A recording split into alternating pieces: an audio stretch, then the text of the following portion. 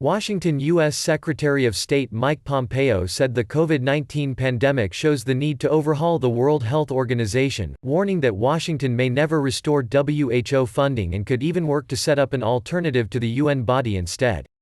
As Pompeo launched fresh attacks on the WHO, Democrats in the U.S. House of Representatives accused the Trump administration of trying to scapegoat the institution to distract from its own handling of the coronavirus outbreak. In a letter to President Donald Trump, they called for the immediate restoration of U.S. funding, which Trump suspended last week after accusing the WHO of being China-centric and of promoting China's disinformation about the outbreak. Pompeo told Fox News late on Wednesday there needed to be a structural fix of the WHO to correct its shortcomings. Asked if he was urging a change in leadership of the WHO, Pompeo replied, "Even more than that, it may be the case that the United States can never return to underwriting, having U.S. taxpayer dollars go to the WHO." In a radio show interview on Thursday, Pompeo was asked if he saw a time when the role of the WHO might be supplanted by another organization. "We're going to take a look at exactly that issue," he replied.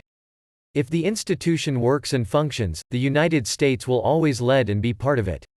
When it's not delivering, when in fact it's failing to get the outcomes that are desired, we're going to work with partners around the world to deliver a structure, a form, a governance model, that will actually deliver on the intended purposes."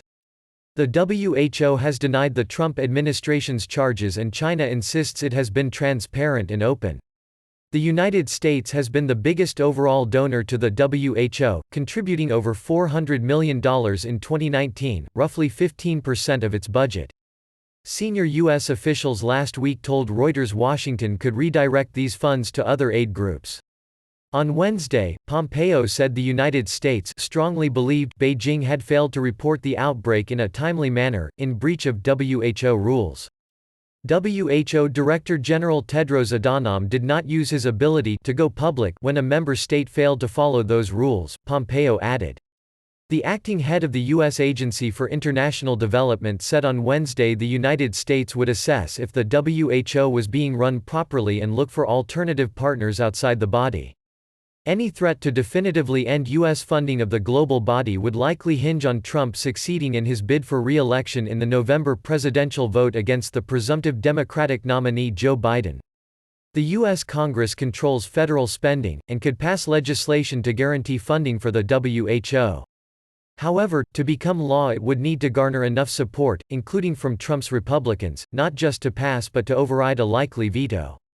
According to a Reuters tally, the coronavirus pandemic has killed more than 180,000 people worldwide, including nearly 48,000 in the United States, making it the worst-hit country by official statistics.